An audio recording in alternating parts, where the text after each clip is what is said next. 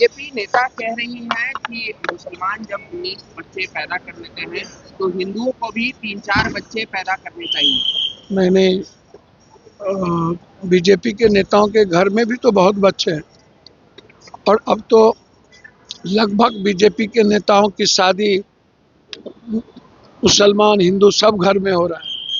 तो हम चाहते हैं कि बीजेपी के नेता की शादी दलित में, पासवान में, राम में, ऋषिदेव में, सब में हो। बीजेपी नेता जाति पाति को तोड़ दे। और कौन रोक रहा है बीजेपी को उन्हें शादी करने, उन्हें बच्चा पैदा करने से?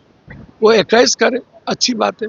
रॉबर्ट वाड्रा ने कहा है कि प्रधानमंत्री मटेरियल है प्रियंका गांधी। देखिए, एक बात मैं आपको बता दूं, रॉबर्ट जी हम लोग के परिवार के हिस्से हैं। कांग्रेस का सर्वोच्च कमेटी है CWC, CEC, और कांग्रेस में राहुल गांधी जी सर्वमान्य लीडर हैं। दोनों प्रधानमंत्री के मटेरियल हैं। दो ही नहीं, खड़गे जी भी प्रधानमंत्री जी के मटेरियल हैं। लेकिन निश्चित रूप से आप प्रियंका गांधी जी या राहुल गांधी जी दोनों दूध और मिश्री के तरह, और अपने भाई के लिए मैंने और अपनी बहन के लिए, एक दूसरे के लिए जितना पागल मैंने दोनों को देखा, किसी को नहीं देखा। दोनों भाई बहन से हमें सीखने की जरूरत है कि रिश्ता क्या होता है, विश्वास क्या होता है। तो उन दोनों के विश्वास के साथ ही काम करते हैं हम लोग। दोनों हम लोगों के लिए आइकॉन है। बिहार के डीजीपी ने आदेश जारी किया है और कहा है कि आपराधिक घटनाएं कम हो जाए।